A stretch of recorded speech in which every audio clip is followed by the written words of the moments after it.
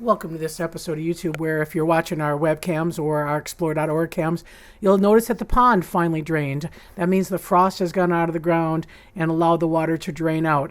That was something that has taken a long time. This winter kind of hung on, and we certainly had an unusual amount of cold and snow this winter. So this was a lot of melt water, meaning that we had not filled it. It was just the snow melt that congregated in the pond, and the drain was frozen and didn't allow it to drain. So that happened on the 14th of May. That's probably the latest that we've had for the pond drain.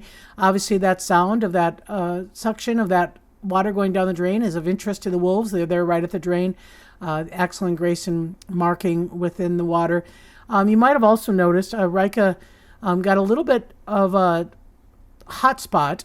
Basically, what we think happened. Her sutures healed just fine. She did everything great. We held her off for 7 days, make sure everything was great. And then when she came back into the exhibit, she was in and out of this pond water, and on the edge of her hairline, there was her undercoat got a little matted, and then she started kind of biting at it, and so she has been licking and irritating a hot spot. Anybody who owns a dog knows what that means. It's just a spot that they kind of focus on, so you'll see Wolf Care in there treating that and making sure that that heals up, trying to brush out some of those mats that caused her some irritation. And it really was likely problematic, not because of the incision, but because of the wet hair. Again, the incision was not impacted.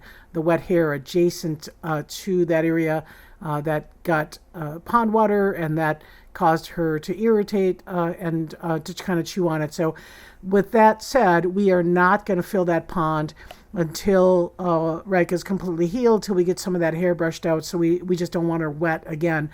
But that's okay, because it's supposed to possibly snow flurries tomorrow. So while the rest of the country is hot, here in northern Minnesota, we are still in a cooling pattern. A lot of water. There's a lot of flooding going on around northern Minnesota, and so it's been kind of a challenging spring. And so that's kind of what's going on. That's why you'll notice the pond remaining dry for right now. That is for Rika. The other thing that's occupying our time is the pups, and we did nickname them Blackbeard. You can see the black muzzle on this pup closer to you, and Captain. So this is inside the Wolf Care Center. So we have this fenced-in area that has a door adjacent to the outside. Begin temperatures again. We're in the 30s and 40s at night. We want to make sure that they're well protected. They just got vaccinated on Tuesday, so they were 6 weeks old on Wednesday, so they got their first set of vaccines. They're actually doing quite well with the ambient temperatures, so they really don't have too much issue. We do provide a lot of novel stimuli. You see a lot of toys, and I think someone commented it's hard to tell which is the pup because we've got so many stuffed animals in there. Certainly we want them to explore. We want them to be curious. We try to put in natural environment issues as well as toys, so branches and things for them to chew on, things for them to sniff and investigate, rocks.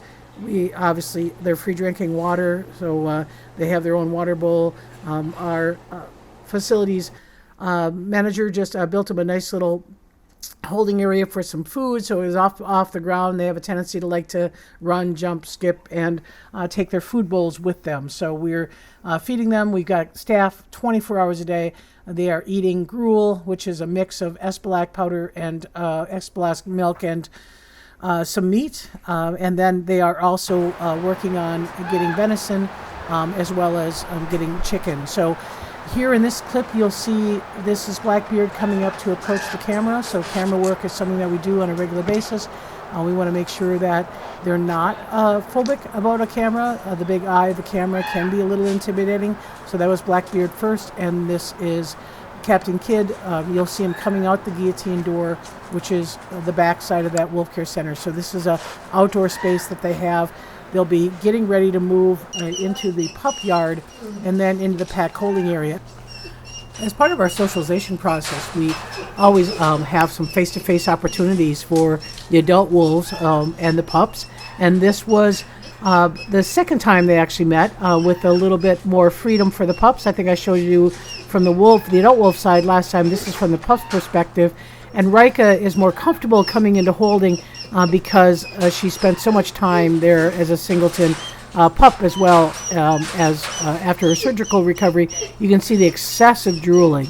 That is stimulated, the hormonal stimulation. She did regurgitate twice for the pups. That's also another really good sign. Axel and Grayson didn't come into holding as closely. Axel comes in a little bit, Grayson not so much because they don't trust holding very much. So we'll work on getting the pups into the pack holding area to be able to get more face-to-face time with the adults.